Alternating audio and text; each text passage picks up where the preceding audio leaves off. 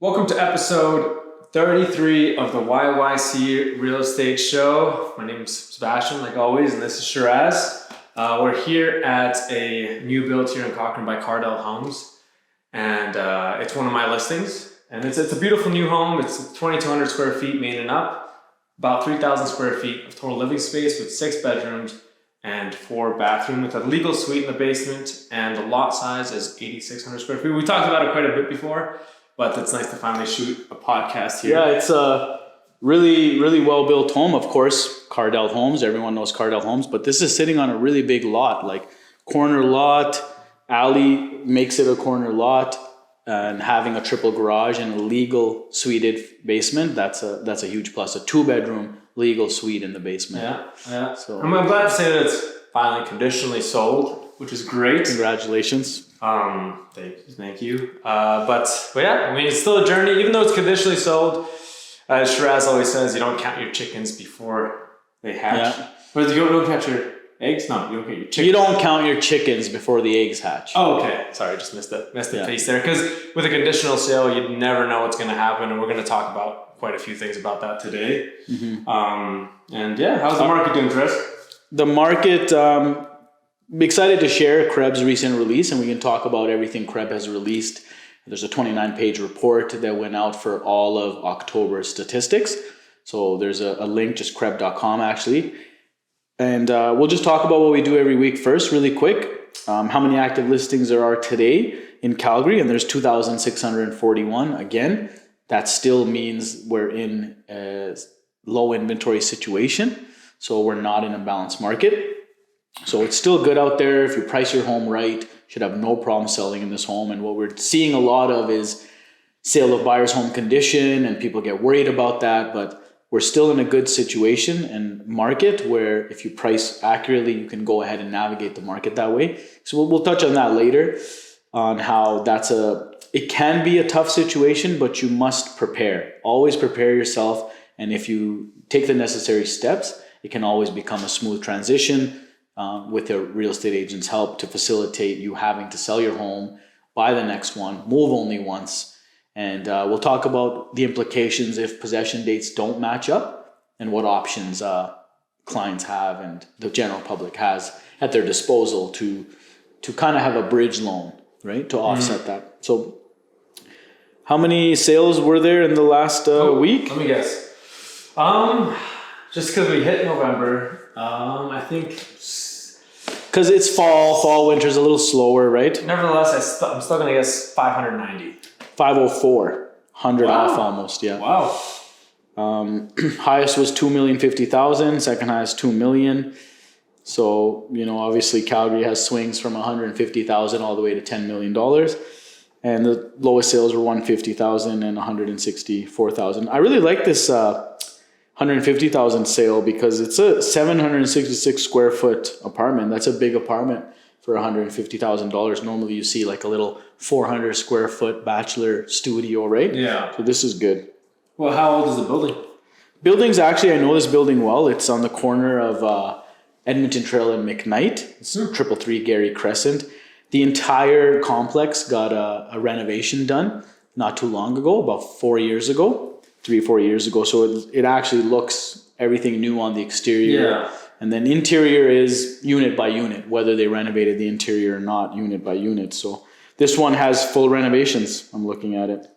The entire unit's been fully redone, and that's a great investment for anyone to make. 150,000, $634 a month, includes everything except electricity. So at that price point, it's a great investment. Have you noticed when you drive around town that you see like a ton of apartment buildings that have the big old Main Street sign on them?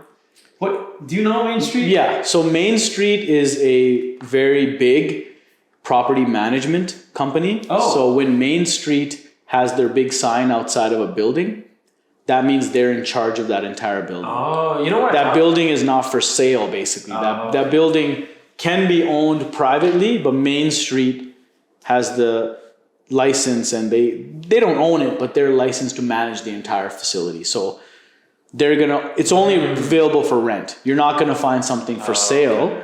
Okay. It's Main Street basically, and I'm not sure about this, but normally in that situation with these big outfits, they actually own that property as well. Yeah. Which is why they're only renting it and taking charge of renting it themselves. Which is, I was gonna say, I was curious if it was like this big company owning a ton of apartment buildings. They do. Yeah. So not only do they manage, they also own a lot of them, which is, they're everywhere. I know, they're one of the biggest outfits. You have, what is it, Hope Street and Main Street? Mm-hmm. So, a lot of streets, yeah. Yeah, I think it's Hope Street, right? Hope Street and Main Street are the two biggest ones. Main Street is the biggest one in town that has the most amount of entire buildings, and they rent them and manage them on their own. And you can hire Main Street and Hope Street to manage your own personal property as well. Yeah. But again, you can choose from 100 different managers, property managers. And it's kind of cool because like these big companies are taking advantage of government programs like the MLP program,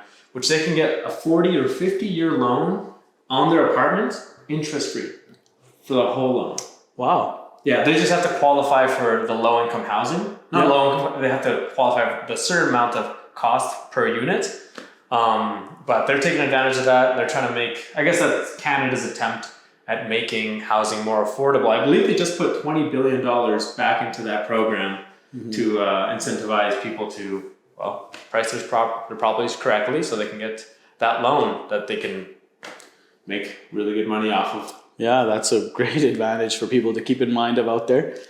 Hopefully I don't bore you for the next five minutes here, but since it's a new month, the Calgary Real Estate Board and the link we're talking about to see the 29-page report that they release for the previous month, I'm going to go ahead and read a little bit of the Coles notes, as you will, about October and what happened. So October sales activity did slow over the last month in alignment with typical season patterns, right, going into fall. But the 2,171 sales in that month were 17% higher than last year's October numbers, right? So sales activity has been boosted mainly through gains in, we talk about a lot, apartment, townhouse.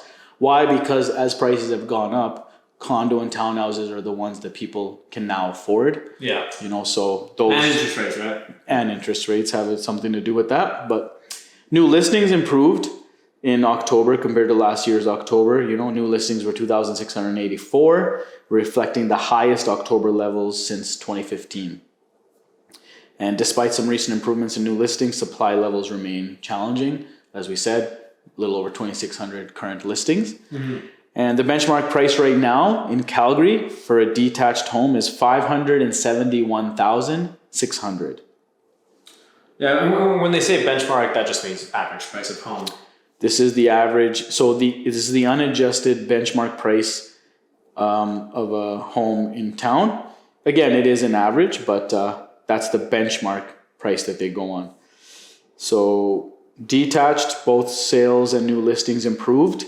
1,302 new listings in October and 976 sales of detached homes in October.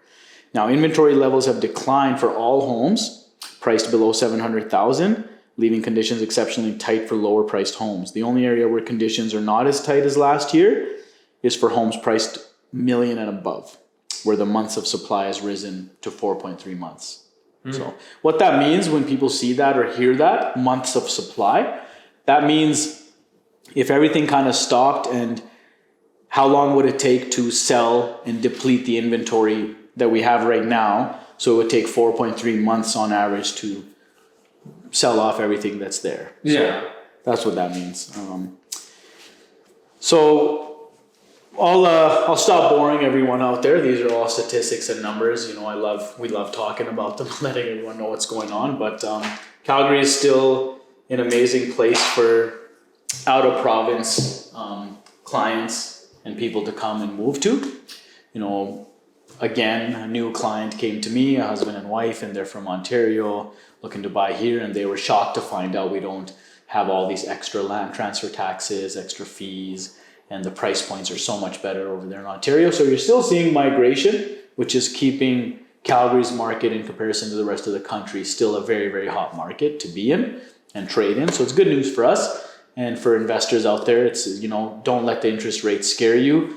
You know, don't wait to buy real estate and wait. These interest rates and all these scares only affect you if you're selling in that market. If you're looking to buy something today, like these clients are, and spend 20, 25 years there, or, even 10 years, what's the worry? So, Yeah. it's a good time to be here, and this is a great property. I knew you would sell it. It sells itself almost because of the crazy and good lot it's on, and that advantage of a legal suited basement. Yeah, and the thing is that it's so big that you could even put another double or triple garage in the backyard. Yeah, this yard I'm staring at right here.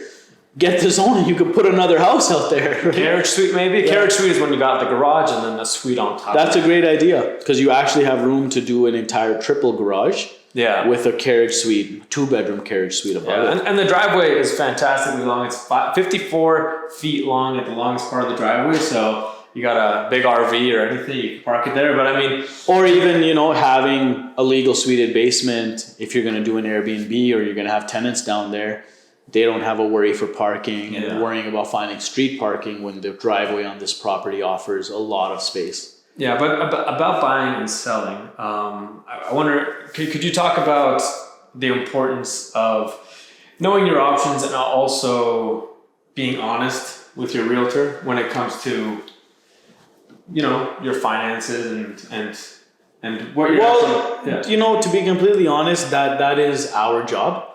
It is our job to kind of dig in and ask those qualifying questions to our clients to get the full picture, right?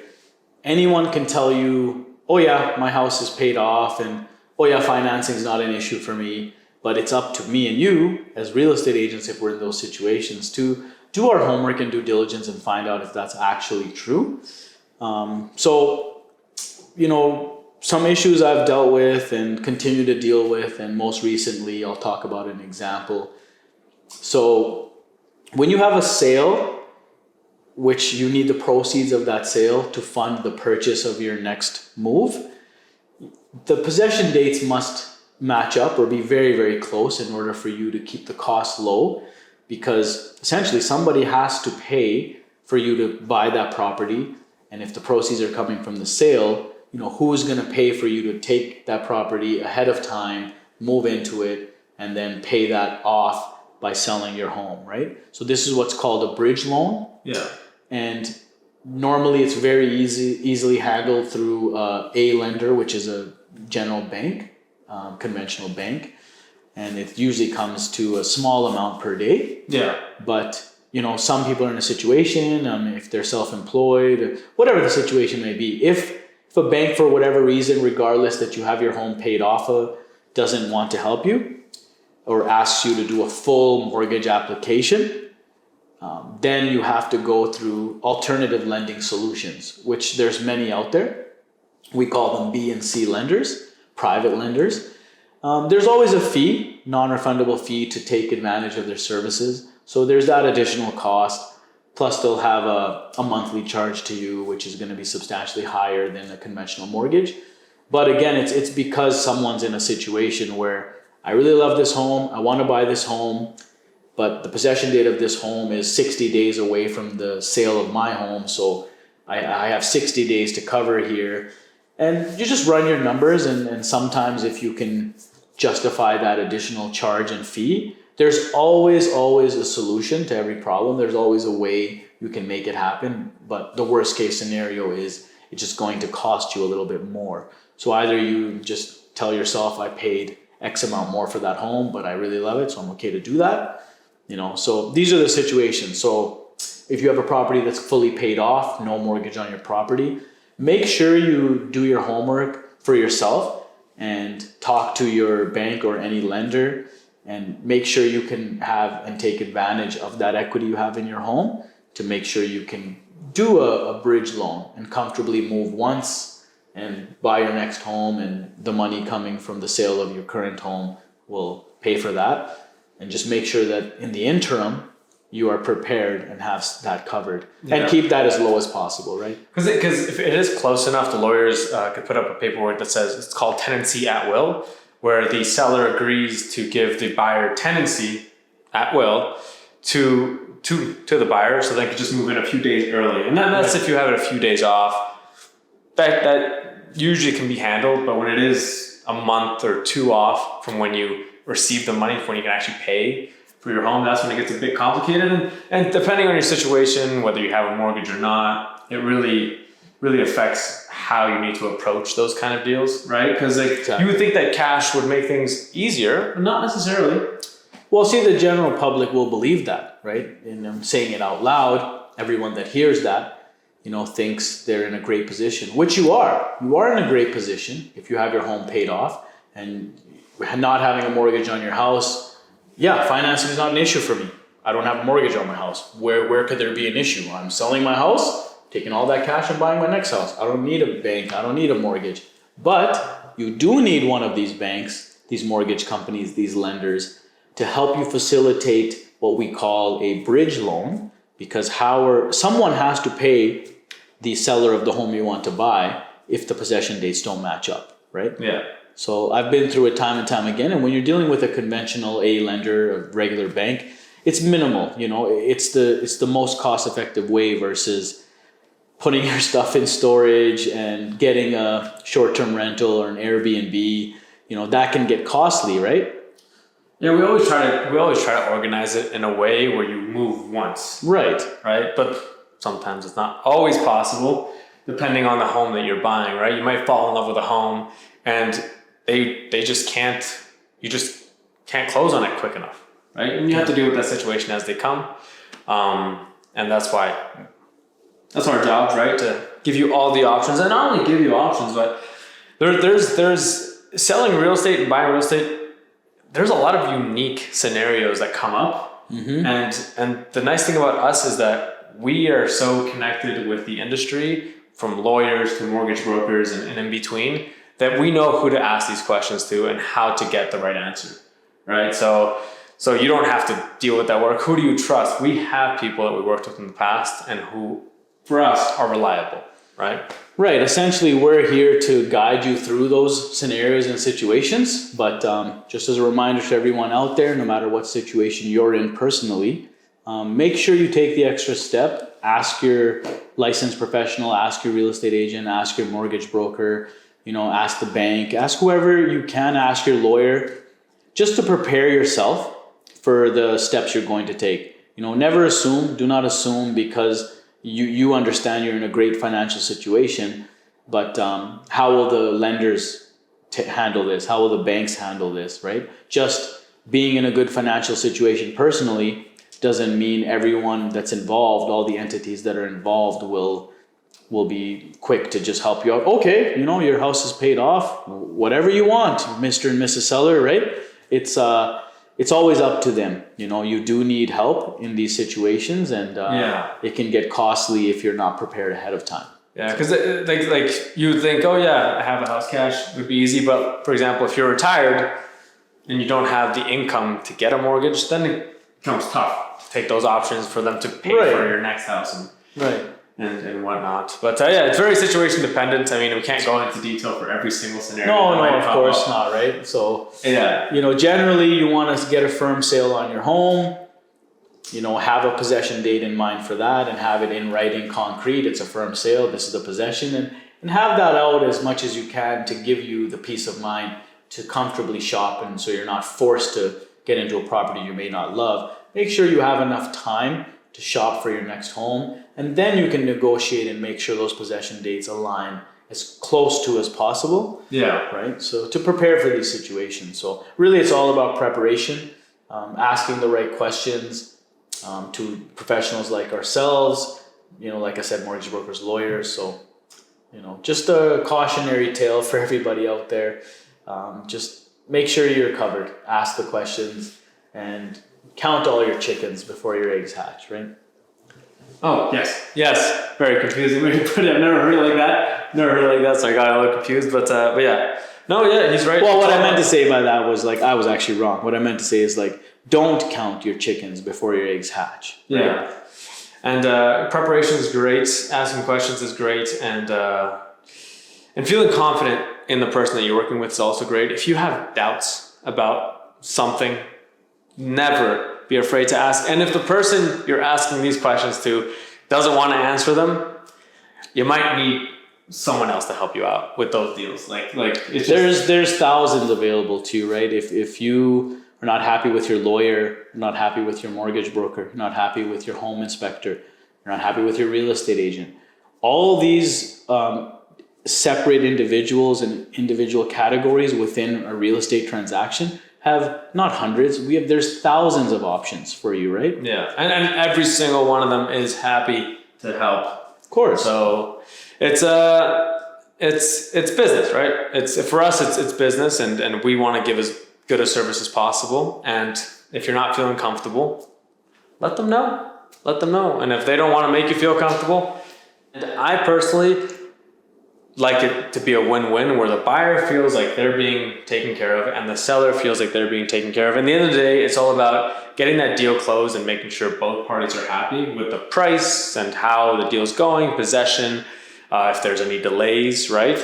So with an experienced agent or someone that knows what they're doing, there's huge benefits with going with one agent, but it's just you have someone representing you and you only. Yeah. You know, they have your best interest, they're protecting you. And it's a peace of mind. But yeah, I feel like I rattled this guy a little bit with that $1 billion lawsuit. I don't know. It doesn't make sense. It doesn't. I don't understand. I don't know how their governing bodies work, because we have I think we have four different governing bodies just for our license as realtors. For everyone out there, you know, we all have a cell phone in our pocket, a computer at home, iPad. Just look at it yourself. Just Google the lawsuit in the States over real estate, and this is the first thing that comes up, because that makes headlines when there's an awarded multi-billion-dollar lawsuit, right, over $1 billion. I'm wondering who gets that. Is it all these homeowners? Right, that must have been a lot of homeowners that a class action kind of. Yeah, that's what it was. I'm not sure. But I mean, what buyers and sellers don't see is that the amount of eyeballs that go onto one deal is crazy. We're looking at it, usually another realtor is looking at it that we trust and we want to reflect with. Yeah. And then our conveyancing team, our lawyers, our brokerage, and then there's so many people are looking at this paperwork that I feel like we have a pretty good system. Mostly here in Alberta, because we don't have those transfer taxes. We don't have those extra fees. And our paperwork is a lot more straightforward than some of the other provinces. Yeah, we're very attractive for any investor, which is why Alberta continues to do well when there's turmoil elsewhere and close by. I wonder if it's going to change though. Who knows? As we grow, they might feel the need for higher regulation, but we'll see. We'll see. Yeah, I mean, what can you do? Yeah. Just ride the wave. Ride the wave. Yeah. I'm just out of curiosity, just gonna pull something up here. Just reading what the fees are. It was $60,000 US for $1 million sale, 30 each side, right? Well, that would be 6%. That's what they were charging, right? Which I guess what Zach was saying makes sense, right? But what does somebody pay here? It'd be on $1 million. $35,000. $34,000. You're almost right. Exactly. So close. So basically, literally almost half of what's being charged down there.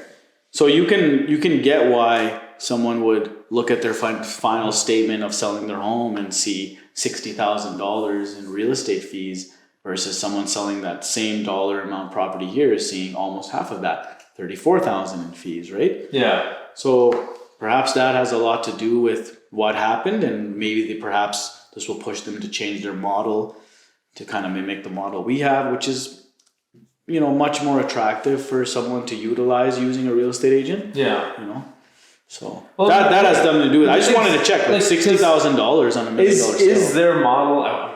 Maybe I have to read up on it, but I wonder if their model is that they have to charge that 5 or 6%. I believe it's real estate. Everything's negotiable, right? Yeah, but if they're getting sued for it, was it negotiable? Yeah. Right? Like if it was negotiable, like here in Canada, it's completely negotiable. Yeah. There isn't an issue with that. And if your real estate agent out there tells you these are my fees and they're not negotiable, just give me a call. Yeah. I'll work with you. Yeah. Exactly. But this has been episode 33 of the YYC Real Estate Show. We've definitely gotten more more creative when it comes to our backdrops and where we're doing our. Yeah, we'll continue to bounce around and bounce to different properties and different areas and keep you guys updated. And I'm really, really looking forward, and I hope my viewers out there, our viewers out there, do start to reach out and ask us some questions and things we can talk about, and shout out who asked that question. You know, like John Smith 1234 asked us this question last week, so here we are for everyone and his benefit, answering those questions, looking into his area, his community. You know, just I'd be really interested to start engaging with the viewers out there. So, Yeah. So please subscribe, like, and send us a message, and we'd love to answer questions that anyone has out there and talk to anyone. It'd be great if we could have a live phone call with somebody that's interested while we're having an episode too, right? Yeah, someday. That'd be awesome. Yeah. I'll have to see how we do that. All right. Have a great one. Enjoy your See you next week. November and